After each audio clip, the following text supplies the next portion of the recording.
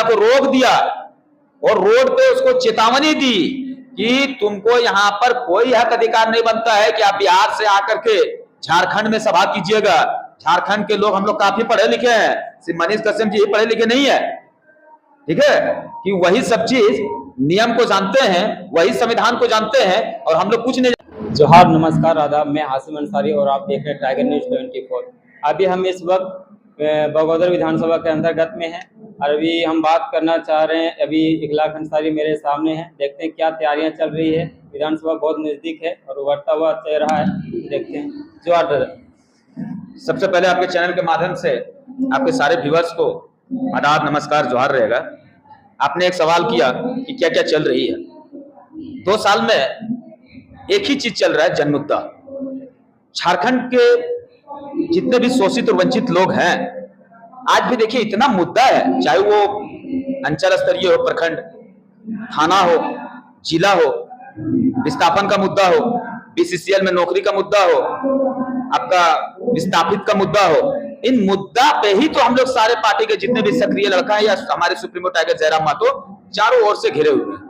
अभी तक हम लोगों का जितना भी प्रत्याशी है, जिन्होंने भी टिकट वहां से फॉर्म लिए हैं, आज तक लोगों को बीच में जाकर के जन संबोधित नहीं कर पाए हैं। इसका कारण यही है कि अगर घर से निकले, पता चला 5 किलोमीटर गए नहीं कि एक मुद्दा वहां खड़ा हो गया कि भैया आइए फलना जगह पर ये हो गया है। तो आज पूरा समझ झारखंड अगर देखा जाए तो हर रूप से परेशान है। और जेबी केसेस अगर देखा जाए तो हम लोग क्रांतिकारी के रूप में आते हैं, जिसको क्रांतिकारी बहुत लोगों को समझ में नहीं आता है कि क्रांतिकारी का मतलब क्या होता है। क्रांतिकारी का मतलब होता है रिवोल्यूशन, रिवोल्यूशन का मतलब होता है परिवर्तन।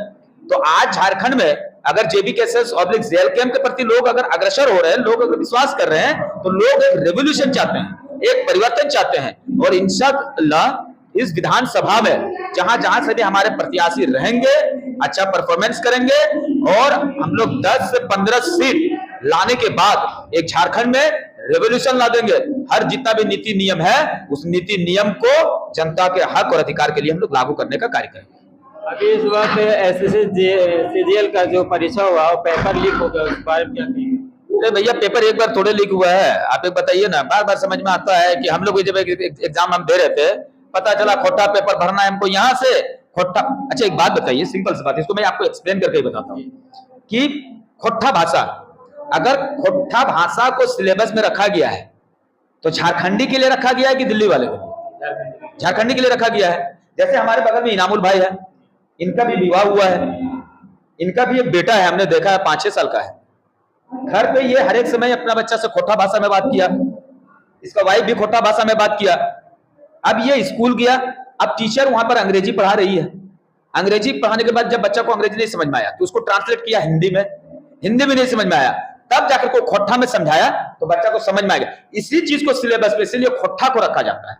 तो जब आपका हम जेटेड का एग्जाम दे रहे थे तो खोटा जो आया था 30 नंबर का क्वेश्चन, वो झारखंड में, उसमें से झारखंड का कोई भी लड़का 7 नंबर नहीं लाया था। इसका रिजल्ट आप उठा करके देख लीजिएगा।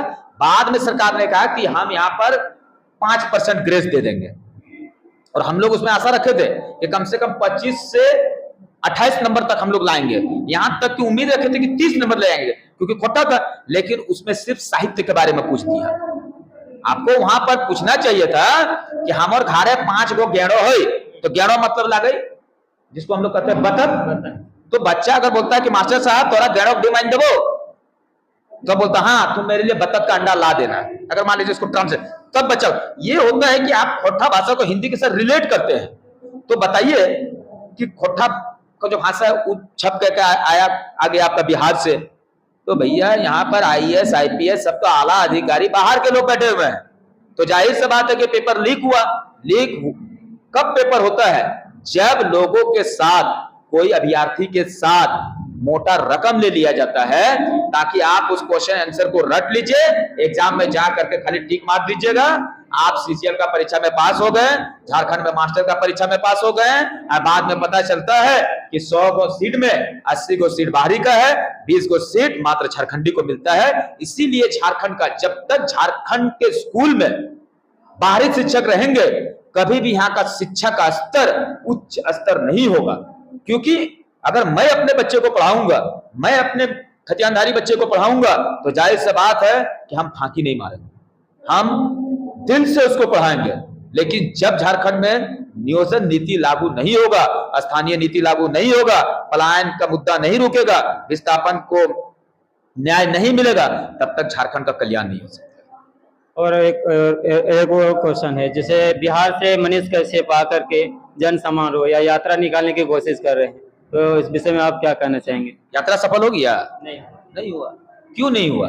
अगर इसका मुख्य श्रेय जाता है तो JLKM के हमारे अध्यक्ष बड़े भाई जयराम महतो जी को जाता है, और समस्त उनके कार्यकर्ता को, और उनसे भी ज्यादा अगर किन्हीं को जाता है तो उसका कट्टर सिपाही को जाता है, जिन्होंने उसका काफिला को रोक दिया और रोड पे उसको चेतावनी दी कि तुमको यहाँ पर कोई हक अधिकार नहीं बनता है कि आप बिहार से आकर के झारखंड में सभा कीजिएगा।